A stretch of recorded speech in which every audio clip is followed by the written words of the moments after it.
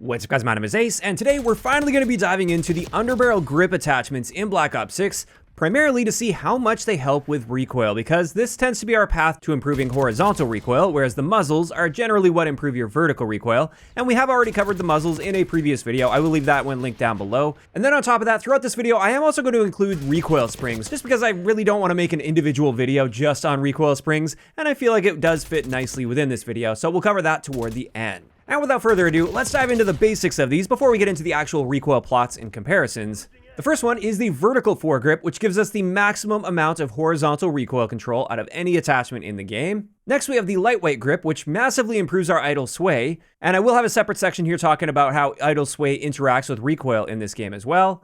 Then we've got the marksman foregrip, which states that it has aim down sight focus, and the way this works is it's kind of like holding your breath with a sniper rifle in this game. And with this, it actually zooms you in a little bit as you're holding your breath, and it improves your recoil quite a bit when doing this, as you'll see in just a little bit. After that one, we have the precision foregrip, which helps somewhat with idle sway as well as horizontal recoil control. And then finally, one of my personal favorites is the ranger foregrip, and this one helps with horizontal recoil control as well as sprint speed, and that also applies to our tactical sprint speed. So with this, I tested every single one of these underbarrels with multiple guns, and let's just start going through the comparison here. Let's start it off with the XM4. This is just kind of the basic all-around assault rifle, so it just makes sense to include here. It also has a fair amount of horizontal recoil after the first 15 or so shots that you fire. And as you can see here, comparing to the base, the vertical underbarrel definitely gives us the best horizontal recoil control, as expected.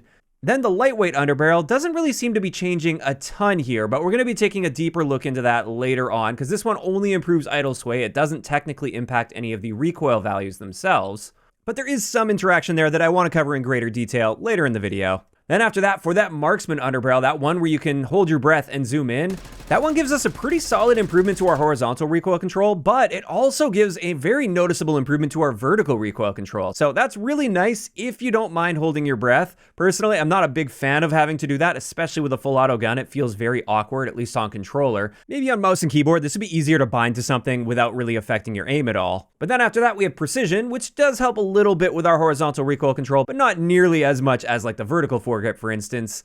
And then finally, we've got the Ranger underbarrel. And this one actually gives us the exact same improvement to our horizontal recoil as the precision. However, like I said, this one will also be improving our sprint and tactical sprint speeds by roughly 7%, give or take a few percentage points depending on the gun. And that's actually quite a nice boost to your movement speed overall. Now, of course, that's just the XM4. For a little bit of variety here and a different recoil type, I also chose the AK-74. This one does tend to bounce around quite a bit and have a fair amount of horizontal recoil. And once again, we're seeing similar results here. If you're going for the least amount of horizontal recoil, of course, you want to go with that vertical underbarrel. The marksman, once again, gives us a nice improvement to both vertical and horizontal, but only when holding our breath. And then precision and ranger, they're helping nicely with horizontal recoil control, but not as much as vertical. And then finally, I did want to take a look at an SMG as well, and the C9 in particular has quite a bit of horizontal recoil. It zigzags very harshly as it kicks upward.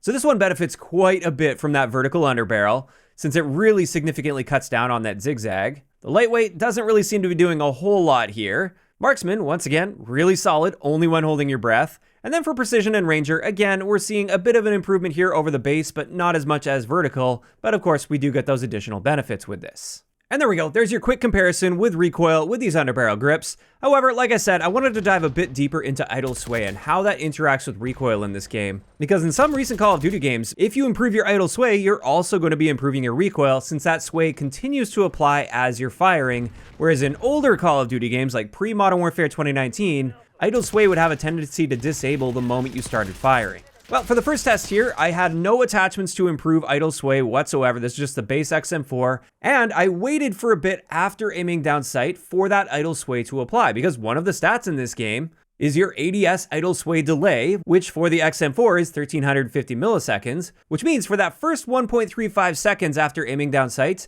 you have basically no idle sway, and then after that point, you start to see the gun sway a bit. And that's meant to reward people for sort of like snapping onto target and getting that shot off very quickly, compared to the people that are just sitting and aiming down sight for a long period of time. So with this first test, like I said, nothing to improve this. I waited for that idle sway to fully kick in, and then I fired for the recoil plots.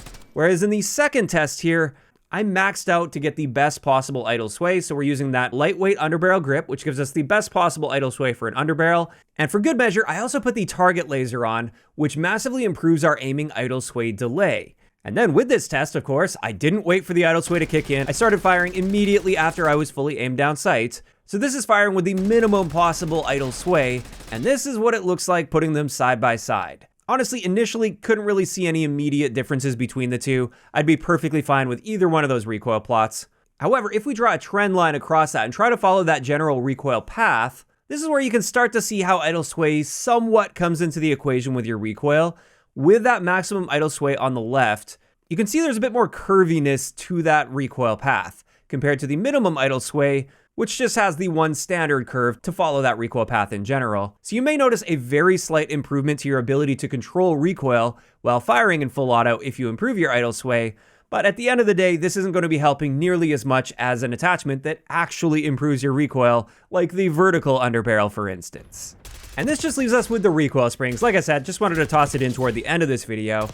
And with this one, it helps with vertical recoil control, horizontal recoil control, and it also helps with gun kick. And at least on the XM4, we're seeing a 15% improvement to all of these values according to the detailed stats. And let's have a look at how that translates to an actual in-game recoil plot. As you can see, we do see an improvement to both vertical as well as horizontal recoil control here. And really, it's basically exactly what I would have expected looking at the numbers in the detailed stats. Now, just in case you're curious, this is what it looks like with the AK-74. And one thing I really noticed with this, since this gun does have a lot of gun kick, it bounces side to side a lot as you're firing. I find the recoil springs actually help a lot more with this gun, especially with those initial shots fired. You can see they follow that line straight upward a lot more effectively than the base version of the AK-74. And then finally, with the C9, we once again, of course, do see some improvement here with the recoil springs. And I would say these are a good addition on many classes if you really don't want to sacrifice your underbarrel or muzzle attachments, but you do want to improve recoil at least to a small degree. Or of course, you could just stack it with those muzzles and an underbarrel and get the most accurate gun possible. And sometimes I will do that with my setups. Another thing I think is worth remembering with the recoil springs is it tends to be one of the better attachments if you have a gun that has a lot of gun kick, since there really aren't many attachments in this game that target gun kick specifically, and this is going to be your best bet at getting that under control. And with that, that's going to wrap it up for today's video, just breaking down all of the underbarrel attachments, as well as, of course, the recoil springs in Black Ops 6. And this is where I'm curious to hear from you guys in those comments down below. How are you feeling about how they're handling these recoil attachments this time around? Which one of the underbarrels do you tend to lean toward the most? And do you ever use those recoil springs on your setup? Just let me know down below. If you enjoyed the video, a like rating is always appreciated. And don't forget to subscribe for more if you haven't already. I'll talk to you guys next time.